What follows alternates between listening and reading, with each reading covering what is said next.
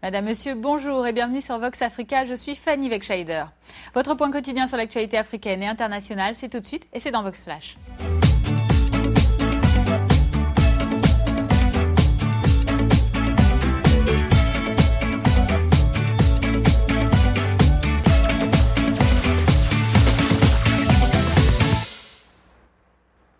Ouvrons notre flash information de ce mardi 11 novembre en République centrafricaine. Alors que viennent d'être annoncées les dates des prochaines séances électorales censées ramener la stabilité dans le pays, nous apprenons le décès d'un militaire des Nations Unies. Le soldat qui était camerounais a d'abord été enlevé puis retrouvé mort à Batangafo après une intervention de la MINUSCA dans les affrontements entre des milices armées rivales des Anti-Balaka et des Séléka. Ces violences ont eu lieu alors même que l'ONU s'apprête à envoyer des centaines de casques bleus supplémentaires en Centrafrique, mais surtout à quelques semaines du référendum constitutionnel qui vient d'être fixé au 13 décembre et des élections législatives et présidentielles le 27 décembre. D'autres soldats également sont eux décédés en Libye. Un porte-parole de l'armée, Miloud Al-Zaoui, a annoncé qu'au moins 13 militaires de l'armée pro-gouvernementale ont été tués hier au cours d'attaques dans l'est du pays. Si les noms de 13 soldats ont été énoncés par M. Al-Zaoui, il déclare cependant que ce sont 16 soldats qui sont en effet morts. Aucune précision en revanche sur les circonstances de la mort de ces 3 autres soldats. Selon l'agence de presse locale, les militaires ont été tués dans plusieurs zones de conflit autour de Benghazi, où semblaient pourtant être en position de force. Ils auraient péri à cause de mines qualifiées de terroristes par M. Al-Zaoui. Rappelons que la Libye est divisée depuis août 2014 entre 2 camps gouvernementaux rivaux, l'un constitué des milices partiellement islamistes et installé à Tripoli, et l'autre reconnu par la communauté internationale et exilé à Tobrouk. Nous vous le disions hier soir dans notre journal Vox News, 5 chefs d'État africains étaient en France pour rencontrer le président François Hollande et surtout lui assurer que oui, l'Afrique sera bel et bien au rendez-vous de la COP 21. La COP 21, c'est cette conférence mondiale sur le climat qui se tiendra à Paris du 30 novembre au 11 décembre prochain.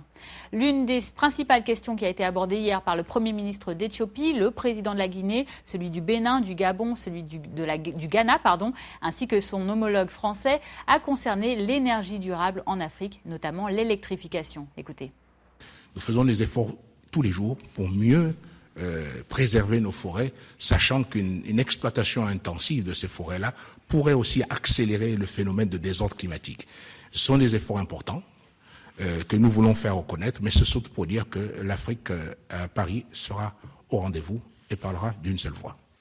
Nous sommes satisfaits de cette rencontre. Nous avons au moins pointé du doigt sur ce que nous voulons faire. L'Afrique a le plus de soleil. J'imagine que si le soleil était une marchandise, l'Afrique serait le continent le plus riche. Pourquoi avons-nous le moins d'énergie solaire au monde? Regardons un autre domaine. Nous avons beaucoup de sites hydrauliques. Le barrage d'Inga dans mon pays, nous avons 16 sites hydrauliques significatifs. Si nous pouvions les exploiter pour permettre une fourniture en énergie adéquate en Afrique, je pense que nos jeunes auraient moins de raisons pour vouloir émigrer, puisqu'ils pourraient trouver des opportunités dans nos pays. La question des énergies renouvelables en Afrique et de l'accès des Africains à l'électricité renvoyait à un enjeu climatique, mais un enjeu de développement et j'allais dire de dignité. Est-ce qu'on peut laisser encore un continent dans l'ombre, dans l'obscurité? Est-ce que l'on peut dire que ce continent, et je le pense, est l'avenir du monde sur le plan de sa vitalité et aussi sur le plan de son développement économique et prendre autant de temps avant de lui apporter les infrastructures indispensables? Et l'autre point focal de cette rencontre d'hier entre les chefs d'État africains et M. Hollande a lui concerné la gestion des flux de migrants africains vers l'Europe. L'autre volet le plus important aussi, à la veille de la conférence de Malte, c'est de parler dans cette question de migration qui, d'année en année, vide le continent de ses meilleurs bras et qui devient problématique. C'est un vieux problème entre l'Europe et l'Afrique. Je salue aussi cette initiative qui va permettre à nos deux continents de parler d'un problème qui nous est commun. Les Africains migrent pour chercher du travail et si nous créons des pôles de croissance en Afrique qui fournissent cette opportunité, ils n'auront aucune raison de migrer vers un autre continent. C'est pourquoi la croissance économique pour l'Afrique le développement de pôles de croissance, l'intégration du continent, l'ouverture des frontières pour permettre aux gens de se déplacer librement sur le continent, endiguera le risque qu'ils prennent pour essayer de rejoindre l'Europe et d'autres endroits. Et il est un pays par lequel tous ces migrants africains prennent le large en quête d'une vie meilleure en Europe, c'est la Libye. Dans ce pays en pleine crise politico-militaire, nous vous l'avons dit tout à l'heure, eh bien cette crise des migrants est difficilement gérable, faute de moyens. Reportage. Un scénario quotidien pour ces gardes-côtes libyens. Une virée en mer pour arrêter une embarcation de migrants ou récupérer les corps des noyés. Chaque jour, un défi pour contrôler plus de 1500 km de côte, avec trop peu de moyens. Nous avons assez de membres, mais nos ressources sont limitées. Pour l'instant, nous n'avons que 2 bateaux. 2 bateaux pour faire face aux centaines de migrants qui tentent le départ chaque semaine. Rachid avait payé les passeurs près de 1 400 € pour rejoindre l'Italie.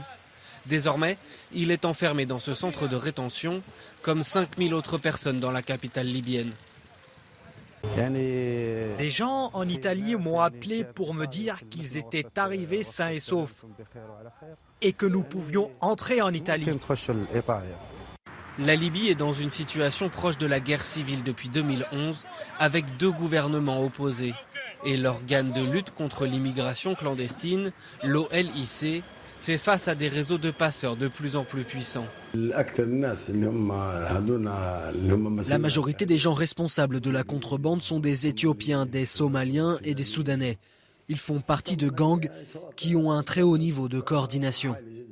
À Tripoli, l'OLIC ne dispose que d'un seul minibus de 24 places pour transporter les centaines de migrants vers les centres de rétention. Il disposait également d'une ambulance, aujourd'hui en panne, touchée par des coups de feu. Mais le rêve d'Europe tourne parfois au cauchemar et les migrants qui décèdent au cours de la traversée entre l'Afrique et le vieux continent se comptent par milliers. De l'autre côté de la Méditerranée, en Italie, des experts font de grands efforts très minutieux afin d'identifier ces migrants décédés. Regardez. Des centaines de corps, sans nom. Ce laboratoire improvisé en Sicile fait face à un défi de taille. Identifier les dépouilles de migrants naufragés d'un bateau de pêche en avril. L'embarcation comptait 800 passagers, dont la plupart sont toujours portés disparus. Et ce drame est loin d'être un cas isolé. C'est l'une des catastrophes les plus complexes de l'histoire de la médecine légale parce que les victimes ne sont pas toutes concentrées sur un seul endroit, à un moment précis, mais s'étalent dans le temps et viennent de différents pays. Le laboratoire traite environ 20 corps par jour. La police a rassemblé les effets personnels des victimes. Les vêtements sont examinés pour trouver tout ce qui peut permettre de les identifier. Et l'autopsie relève tous les tatouages et les cicatrices, autant de caractéristiques personnelles permettant de déterminer l'identité des victimes. Ils prennent des photos des caractéristiques physiques comme l'empreinte dentaire, le front, les lobes d'oreille et s'ils en ont, les membres artificiels.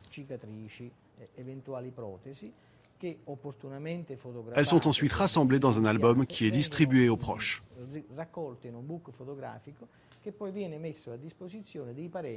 Le but, créer une base de données européenne qui inclut également l'ADN prélevé. Ce procédé a déjà permis d'identifier 28 victimes, mais la tâche est immense.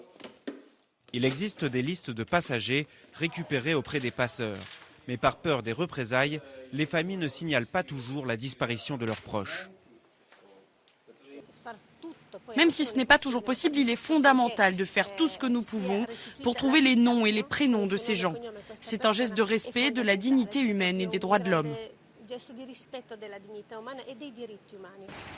Alors que les corps échouent de plus en plus nombreux sur les rives européennes, la gestion des migrants décédés devient cruciale pour les pays en ligne de front de la crise, comme l'Italie, mais aussi la Grèce ou Malte. Près de 3500 personnes ont perdu la vie cette année en tentant de se rendre sur le continent. Toujours à l'international, le Portugal a tourné hier une page historique de sa politique. La gauche, unie pour la première fois en 40 ans de démocratie, a réussi à faire chuter le gouvernement minoritaire de droite 11 jours seulement après son entrée en fonction. La démission du gouvernement de droite était inévitable. Hier, c'est une motion de censure adoptée par 123 voix des députés de l'opposition contre 107 à la droite, qui a ainsi marqué le rejet du programme d'austérité de la droite. Le gouvernement de Pedro Passos Coelho, dont la coalition était pourtant arrivé en tête des élections législatives le 4 octobre dernier, devient ainsi l'exécutif le plus éphémère du Portugal. Et pendant le vote de la motion de censure, les manifestants étaient nombreux, massés devant le Parlement à Lisbonne. Parmi la foule, la démission du gouvernement de droite a été accueillie de manière assez partagée. Écoutez. On veut une politique qui défende les intérêts et les droits des travailleurs, contrairement aux 4 années d'austérité que l'on a eues avec la complicité de l'Union européenne et l'Allemagne d'Angela Merkel. C'est pour cela qu'il est temps de dire ça suffit. La politique doit être différente et il faut que l'on s'occupe des problèmes des travailleurs. Le PSD et le CDS ont beaucoup de points communs, que ce soit sur l'Europe, sur le plan intérieur ou le plan économique. Ce qui n'est pas le cas du Parti socialiste, du Parti communiste ou du bloc de gauche. C'est juste une tentative d'Antonio Costa qui a perdu les élections mais qui veut être Premier ministre. Toutes les promesses du PS nous ont amenés à la crise. Ils disent qu'ils vont tout changer et moi qui suis à la retraite, je ne peux pas me permettre une deuxième crise. Je pense que c'est ça le problème. Toutes ces promesses vont nous amener une nouvelle crise. Alors que la France s'apprête à célébrer en ce 11 novembre la fin de la Première Guerre mondiale, l'armée d'Afrique, elle aussi, a été célébrée. La contribution des soldats désignés comme les tirailleurs africains à l'effort de guerre qui a permis de sauver les Français du joug allemand a été honorée dès hier déjà à Toulouse, dans le sud-ouest de la France. Une cérémonie du souvenir démarrée peu avant 17h et une procession qui a eu lieu entre le cimetière de Salonique et le monument de Philippeville. L'événement qui s'est déroulé à l'initiative du comité de liaison pour le souvenir de l'armée d'Afrique a compté par exemple le chant des Africains, un dépôt de gerbes de fleurs, une minute de silence ou encore le refrain de la Marseillaise. Et retour en Afrique pour terminer ce flash information. Dimanche, le Nigérian Wellington Jigeri est devenu le champion du monde du fameux jeu de société Scrabble. Le jeune homme de 32 ans a remporté la compétition mondiale en langue anglaise de ce jeu de lettres en battant par 4-0 l'anglais Lewis McKay. Le championnat s'est déroulé à Perth, en Australie, organisé par l'Association mondiale des joueurs de Scrabble de langue anglaise. 120 participants étaient présents pour cette compétition et c'est donc Wellington Jigeri qui est devenu ce week-end le premier Africain à remporter ce titre mondial. Toutes les félicitations à ce jeune homme de la part de Vox Africa. Et Wellington Jigeri revient sur cette victoire et il explique surtout comment il en est arrivé à ce niveau de pratique du Scrabble. C'était très excitant et très intriguant. Dieu merci, tout s'est très bien passé. Cela demande énormément de pratique et d'études. Ça fait 15 ans que j'y joue et ça n'a pas été facile, mais on y est arrivé. La prochaine étape est de consolider. Devenir champion du monde, c'est une chose, mais le rester, c'est encore autre chose. L'essentiel maintenant, c'est de maintenir ce que j'ai accompli. Voilà, c'est la fin de ce Vox Flash du mercredi 11 novembre 2015. Merci à vous de l'avoir suivi. Je vous donne rendez-vous demain, jeudi, pour votre point quotidien sur l'actualité. D'ici là, passez une très bonne journée. À demain.